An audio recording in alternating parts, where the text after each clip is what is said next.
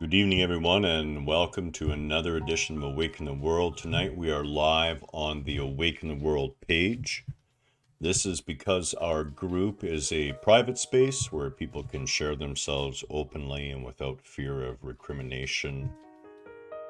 And this is a public space where this video can be shared out. Tonight, live right now, the collapse of modern society. It is 6 p.m. Pacific Standard Time. As I've said, you're here on the Awaken the World page, and it is the 28th day of November, a Sunday in the year 2021. Now, before we get into this video, there's a couple things I need to state, and I want to be crystal clear about this with everyone. First of all, I love every single one of you because I know, I don't conceptualize, I don't think, I don't believe, I know. I've had the direct experience of the oneness of all of it, and that includes every last one of you. So of course I love you. You're part of me and I am part of you. And one of the reasons why this cannot be let go with me is because of the wellspring of compassion I have inside of me for each and every one of you, especially the children, the generations who we would normally say to come, but that is in doubt right now. So this video is going to be a little different format. I have prepared a PowerPoint presentation, which I have converted into video format, and I'm working with full screen, so it'll be a little bit different than I'm used to. So please forgive any hitches in this. I do want to make it crystal clear that this is not a negative video. I gotta say, to be honest, I am simply sick and tired of the number of people who say, that's negative, I can't listen. I got to be perfectly honest with you. Every single minute that you bury your head in the sand or turn your back on the reality that we face is another nail in the coffin of your children or their children. And I don't mean that to be ignorant. I mean that as a matter of fact. Now, there's and I've been contemplating this deeply and meditating upon it all week long. And there's this idea that when you have had a fully awakening experience, when you have seen beyond your own egoic sense of self, when you have, for the most part, transcended the unconscious relationship with yourself and come to a more conscious relationship, that there's this idea that, well, everything is perfect, and it is. Don't ever mistake that it's not, because it truly, truly is. And that would seem to be at odds with what we're seeing in the world today and what we've seen before, perhaps in our own lives, but we're missing the point. The perfection is within what it's offering us. The choices, the decision-making power, the co-creativity, and literally the power of creation that is within our hands. That is the perfection it's pointing at. But believe me, I could turn around tomorrow and go back to China or India or Tibet and spend the rest of my life in any one of the numerous monasteries which I frequented back in the day. It wouldn't be an issue. But I don't see the good in that. I don't see any compassion or love for the one in doing that. And even though I understand that while you are in that monastic space, as I was, you are spending a great deal of time meditating upon praying for the good of all humanity, generating as much positivity as you possibly can. And the idea that this video is negative, the only thing negative is as if we choose to ignore. If we choose not to take the opportunity to shift and to change, then we're going to experience in our perception the negativity. That's it. Without further ado, let's get on with this video. And again, forgive me, I am working with a little different setup due to the nature of this. So what we have here is we have the collapse of modern society. And Garhen Avalokiteshvara, of course, is myself. And you know, this is one of the first points that we really have to pay attention to. The IPCC, the International Panel on Climate Change, and the COP summits, the most recent one being COP26, do not take into account the complex interrelated system of the planet past a certain degree. They only take in the bulk of the picture that you're seeing on the screen here. They really leave out the full impact of the ecosystems outside of land use and land cover change. But they're missing a huge component there, and we're going to talk about that. When we look at atmospheric composition, as you can see there, we're talking about H2O or water, CO2, carbon dioxide, your CH4, which is your methane, your N2O, which is your nitrous oxide, and of course your O3, which is your ozone, as well as O2, which is oxygen, etc., etc. The ocean circulation, the sea levels, the biogeochemistry of the ocean, all of these factors come into play, but there's a couple factors missing here that aren't really focused upon enough, and we're going to address some of those as well.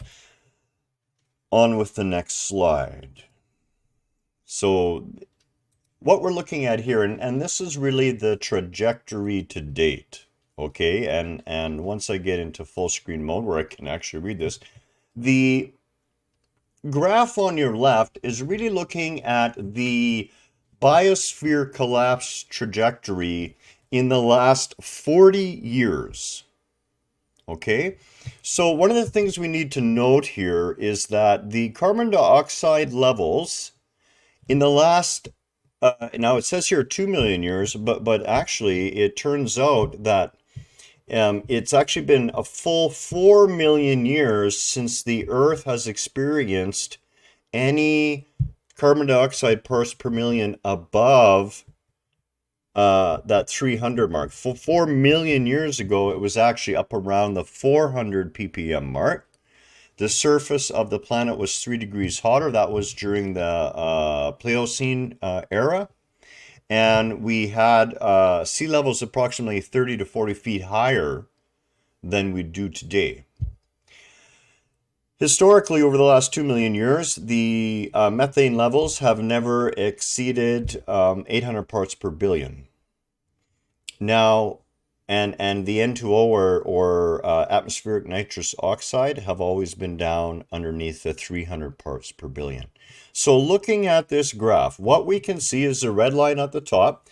That red line top is the global warming from 1900 through to today, and it is projected across the page. You can see it coming into view in 1980 at the 0.4 mark and rising up into the 1.2 mark. The carbon dioxide levels, which in 1980 were at roughly 340 parts per million, are now, as you can see, sitting up in around the 410, and as of this year, approximately 420 parts per million.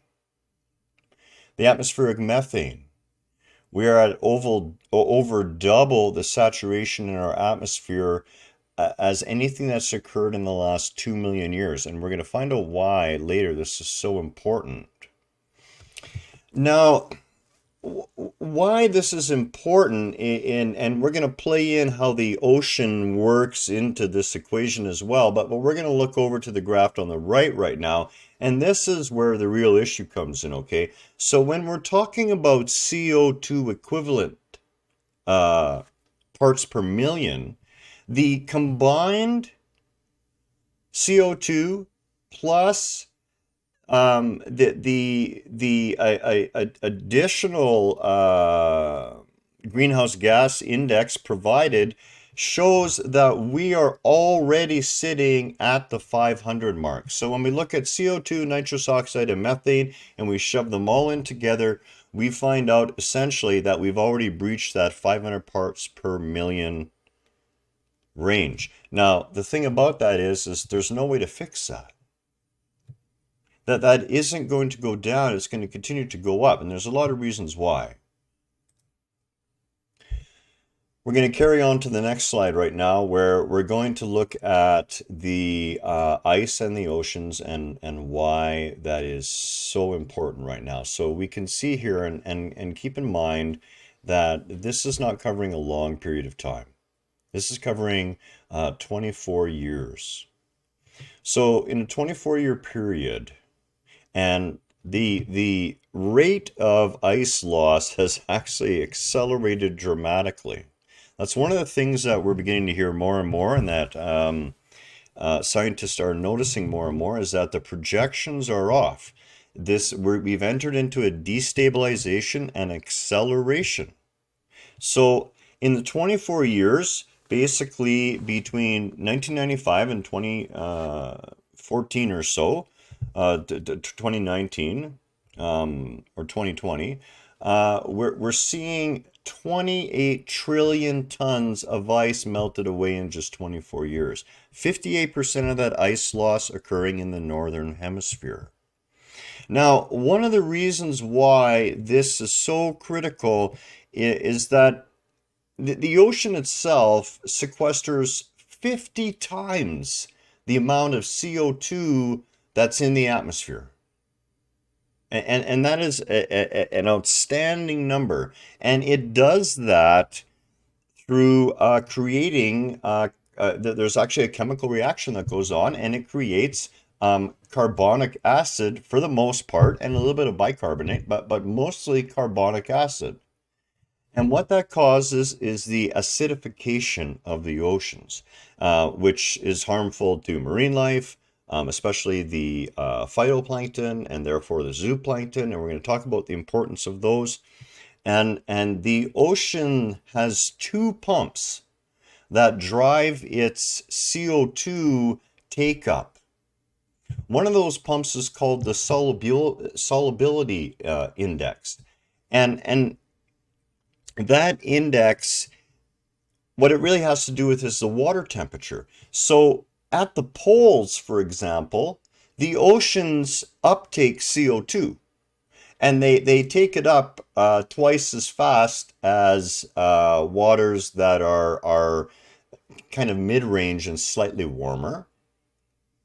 Whereas in the tropics, the CO2, due to the heat, actually is given off by the ocean. It's not taken up. It's given back into the atmosphere, but not to the same degree. Why? Because to date, and barely, but as our oceans are warming, that solubility pump is beginning to slow. We're not taking up as much, and the oceans are beginning to leak out more. And if that were to flip over to an extreme degree due to the melting of the ice caps, which we're going to see by 2030 at the latest, that could cause that pump to fail, which will allow a huge release of CO2 that the ocean is currently sequestering back into the atmosphere. The second pump is known as the biological pump, and that has to do with the phytoplankton and the zooplankton. And the phytoplankton is of course you can think of that as a plant source, of course, where the zooplankton are the tiny microscopic animals which feed upon it. And that is the basis of the entire ocean food chain. It is also the basis of the uptake of that CO2 and the ability for the ocean to deal with that CO2 and sequester it long term. As I said, the ocean carries 50 times more CO2 than is currently in our atmosphere. So the big issue with the loss of sea ice, of course, and this is where the feedback loop has really is actually accelerating quite rapidly. And we notice here that we have methane, which is on the rise. And really, when we look at the last decade, this is where, and this is basically seen on all the charts regarding climate change and the issues that are coming up, is the huge acceleration from 2010 forward. Some say 2012 forward, to be honest, which is interesting to say the least. But this is what actually happens in the Arctic, okay? So our emissions cause global warming. The increased amount of forest fires, and incidentally, globally, in the last 10 years, it has been 8 out of 10 of the worst years of fires on record. And that's a global average. This causes a huge amount of soot and ash, which carpets the already stressed ice, allowing more melting to occur. The more this occurs, the more the Earth's albedo changes. Now, if you need to understand what albedo is the Earth's reflectivity. So when the poles are nice and icy white, the intense radiation of the sun and all that heat literally reflects straight back off and heads straight back out into space. The Earth doesn't absorb it. But the more those ice packs are shrinking, the more dark water that's available, what happens? The water absorbs that heat and that energy. And now that contributes to the warming of the ocean. This albedo change causes additional sea ice loss, which feeds back again on the albedo change and accelerated global warming. And what we're seeing now and where we are now is that the permafrost is off the scale. Literally 2 to 5 times faster the permafrost is melting than predicted at this point. With that comes a huge amount of methane release. The quantity is 1.9 times that which is currently already in the atmosphere at a minimum. This is why the ice and the oceans are key to showing us where we're really at right now. Now, this is a really important graph here, and I know it sounds like I'm hitting you with a lot of information, but the point is some people have said to me, well, you know, where's your proof? And I'm going to tell you, I absorb at so fast thousands of pages of material on a weekly basis, taking a look at science journals, taking a look at all the latest evidence on both sides of the equation, evaluating it, and trying to distill in. And usually I don't have any of this stuff because to me it doesn't make any sense. A lot of people won't understand it. But in this case today, this proves a real point that we have to pay attention to, okay? So this is really the last 500 million years of our Earth on this one chart. And you see this little red line here on the right side. Well, this is the Holocene optimum. And coincidentally, this is the period of time, starting 12,000 years ago, that agriculture, to any sort of degree, became easy. Why? Because our Earth had entered into an unprecedented period of near perfect balance and harmony. So if we look over on the right side of the scale here, you can see, where the Earth was actually quite a bit cooler. And this is thousands of years before present. So if we go back, to 15, 18,000 years ago, things were pretty chilly. But go back a little further into the Neanderthal period, which does include part of that 15 to 18,000 years ago there. We see how the fluctuations of the planet and the coldness of the planet were hindering life. This period of time, this 12,000 years, is where the bulk of human history lies. Right here, in this abnormally perfect climate, in this Holocene period. Now, why is this an issue? Because we have to go back 4 million years into the black to see the planet warm to the rate that we are warming the planet today. Anyone who says that human beings can survive, or that agriculture will even be able to exist in a world that lies outside of this Holocene period, is full of shit. They have no basis for that, because Homo sapien has never existed nor operated outside of this Holocene temperature and an atmospheric and bioavailability situation that has never existed before in the Earth's history. This little tiny Garden of Eden period, this last 12,000 years, that's the only place that we've been able to survive.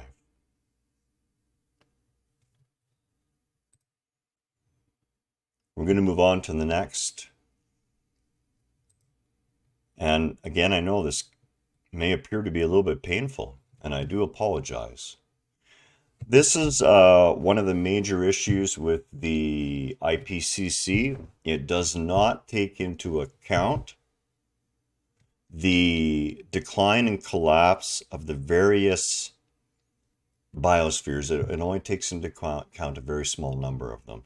So one of the things that we look at is the massive insect decline.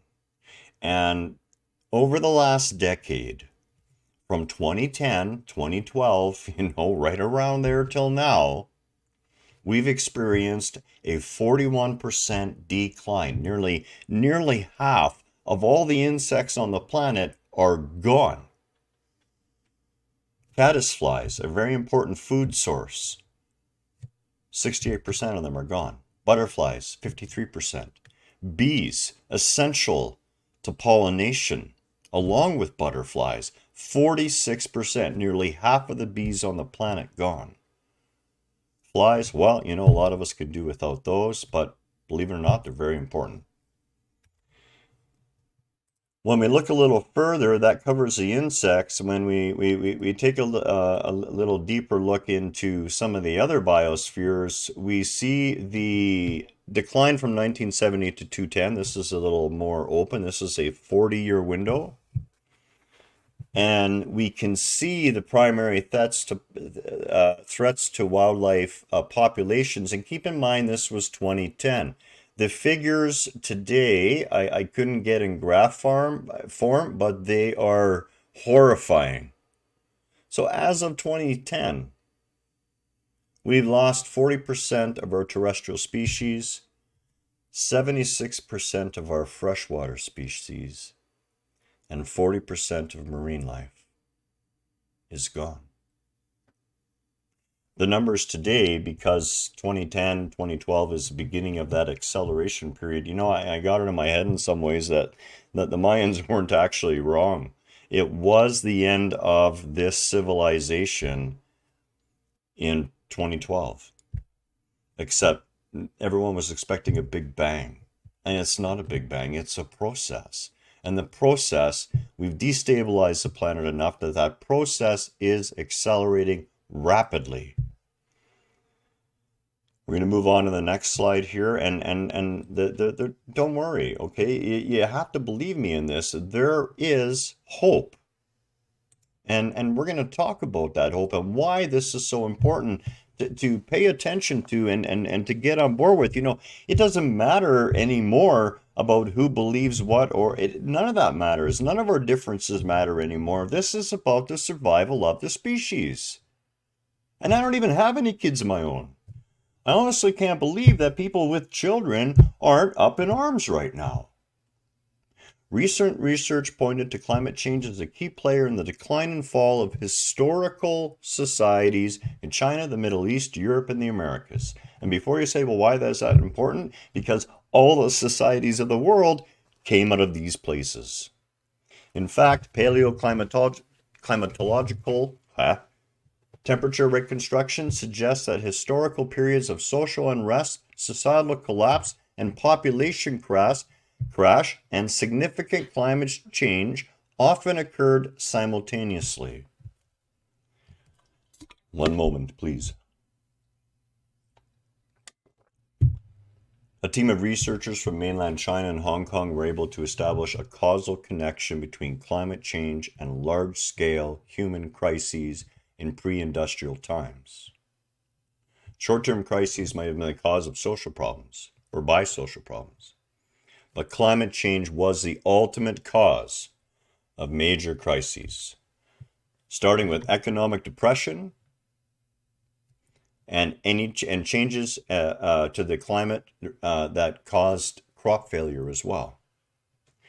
Now, one of the things that I don't believe I did pull up here is the degree of crop failure on the planet too, which is accelerating. But we're going to continue on with what I have here, and I think this will be enough to get the point across.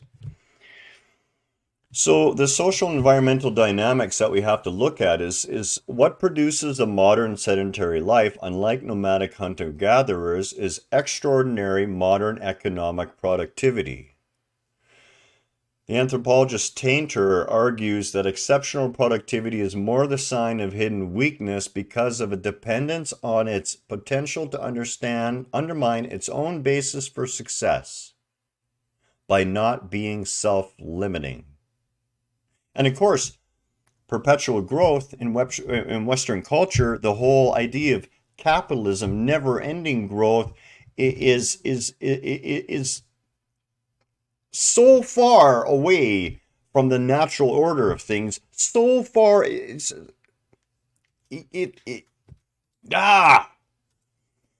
the population grows and technology makes it easier to exploit depleting resources, the environment's diminishing returns are hidden from view. In other words, most people are blissfully unaware as they consume and consume and consume, that shit is running out. Societal complexity is then potentially threatened if it develops beyond what is sustainable and a disorderly reorganization were to follow. Notice that, a disorderly reorganization, and that's where we're headed. Why? Because we're refusing to look at this. You got people out there denying climate change. I mean, honestly, I don't know what to do with those people. I really don't. You can't convince them. And I'm not going to try. But cooler heads have to prevail if we're going to get through this on every level. The scissors model of Malthusian collapse, in which the population grows without limit but not resources, is the idea of great opposing environmental forces cutting into each other. And that's exactly what we're doing. The complete breakdown of economic, cultural, and social institutions with ecological relationships is perhaps the most common feature of collapse. Jared Diamond in his book proposes 5 interconnected causes. Non-sustainable exploitation of resources. Climate changes, and now we're not talking about climate change, we're talking about climate destabilization, and you need to start wrapping your head around the difference. Diminishing support from friendly societies, hostile neighbors, and inappropriate attitudes for change. And this is the biggest one. Most people have a very inappropriate attitude towards change. Why? I understand why. Because they've had it the same their whole lives, and they can't even contemplate another way to live. This is one of the reasons why capitalism cannot survive. What we're seeing here on the left is only the US, okay? Only the US. In the 1980s, the annual average number of events was 2.9, with a total cost of $17.8 billion, and this is in adjusted dollars. In 2017 to 2019, the average number of disasters has been 14.7, with average annual costs of $153 billion. Take a look at these numbers and the escalations going on. And you can see over here where the 2020 is as composed, the black line, that's the average from 1980 to date of the cost in the US and the number of events. Look where we are in 2020.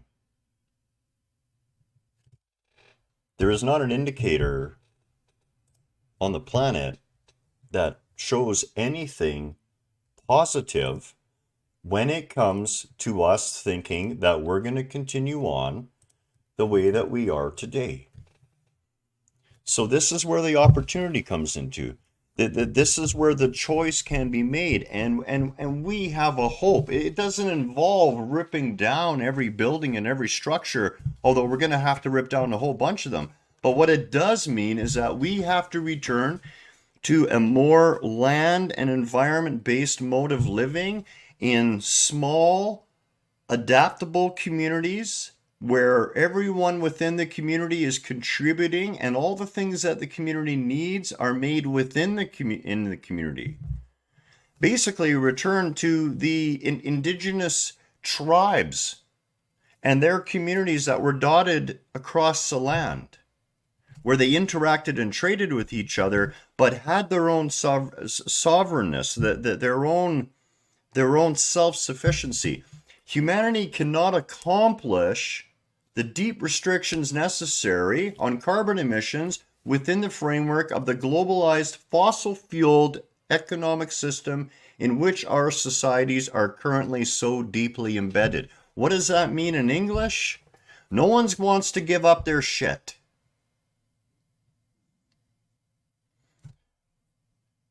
R.M. Christie says, that is why I call the path we are on the new great transformation.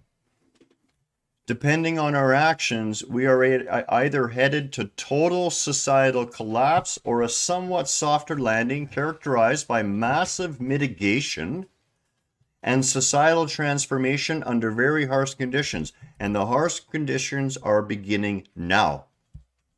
I need you to get that through your head. If you don't, just look at how many people have been displaced in British Columbia alone in the last 2 weeks. Never mind the fires, never mind worldwide, just look at 2 weeks in BC. The number will blow you away. It is not sustainable, and you don't want to be there yourself. I know you don't. Even if we were to achieve the carbon emission restrictions needed to allow us to adapt to the changes already in the pipeline, because what we've done is going to take, it'll be 1,000 years for most of it before there's any chance it's going to even out. Some form of the great transformation is inevitable. To become resilient, that is to be able to adapt to the emerging chaotic conditions of the world above, and 1.5, forget 1.5. 1.5 is a frickin' pipe dream. We are on course for 3 degrees minimum right now. That's reality. Society itself must undergo a great transformation, the likes of which humanity has never experienced. This is why I am so... This could be so much. We're having it shoved in our face in bright flashing letters. Do this or watch the suffering. It is a tremendous opportunity for us. And when I'm talking about in the spring, I don't know right now. I don't know whether there's going to be a revolution, a peaceful revolution. I don't know. But I am going to use every last breath in my being to try and change the direction we're heading. Why? Because I love every one of you. And I love your kids. And I love all the little children I see out there. And I want them to have a place to grow up in. Despite the long overdue groundbreaking tenor of the IPCC special report, and believe it or not, this one's talking about COP20, with all its technical jargon and unspoken catastrophic implications, and I'm trying to lay out some of those implications, the report still frames its assertions within the assumption that societies as they exist must take these drastic steps, restricting carbon emissions to mitigate global warming. I don't know about anywhere else, but here in BC, having to ration gas at 30 liters a tank for the last 8 or 9 days has been a nightmare for a lot of people. It really has. Here's the big deal. Societies as they exist right now, that includes our society right here today, remain under the control of the globalized political economy. We are all bent over underneath that goddamn monopoly board still. And that monopoly board is what's weighing us down and is what is going to kill us all. Except for a few. The rich.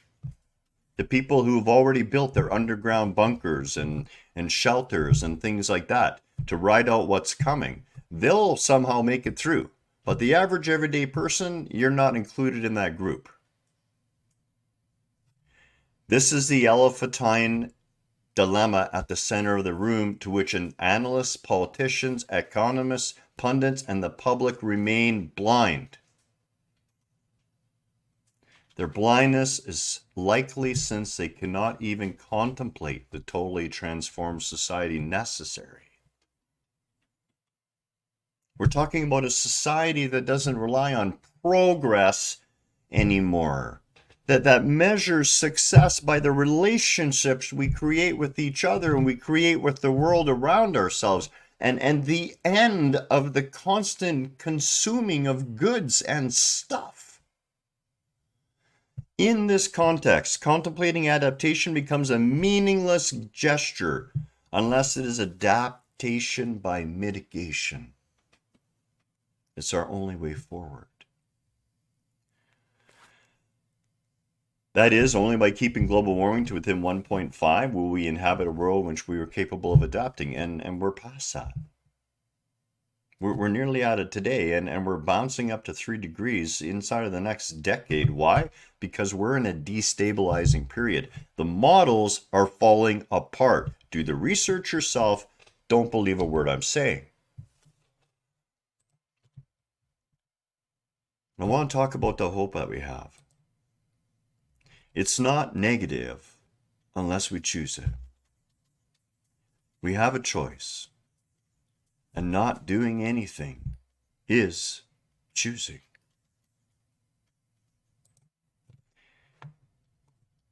If we keep business as usual, if we continue to go out about our day-to-day lives doing the same old things, if we keep acting the way we've been acting for any longer, we are literally, as I've said, putting the nails in the coffin of our own children and their children. Now, I know that may seem harsh. And right now, I mean it to sound harsh because hiding your head in the sand, turning your back on this, looking away, not being willing to deal with it because you simply can't handle it is not the approach I am advocating. I am advocating that you look at it with wide open eyes, with awakened eyes, with eyes that see the perfection in what we're being offered. An opportunity to return to stewardship. An opportunity to return to simplicity, to true community, to self-sufficiency within those communities.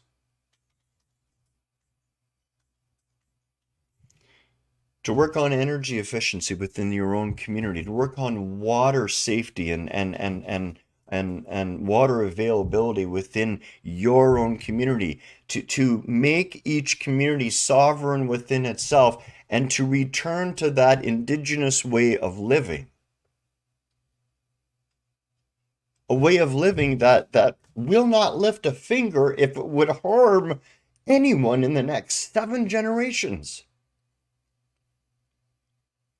How far do we look down the road?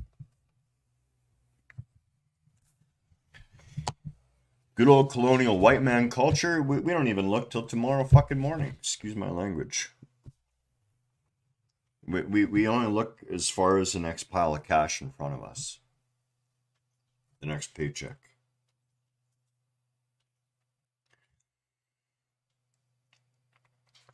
Again, I don't, the goal here isn't to make anyone upset. The goal here isn't I'm not crying because I'm afraid. I'm crying because I know the pain that is coming, and I already feel the pain of others who are suffering right now in our own province. And if you pay attention, you'll feel that pain too.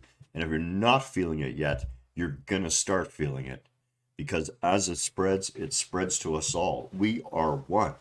We are a whole. We cannot escape that. We need each other on every level of being. And right now, without taking action, we are sacrificing people by the millions.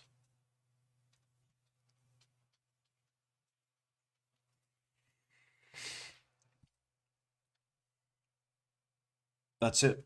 That's really all I got right now.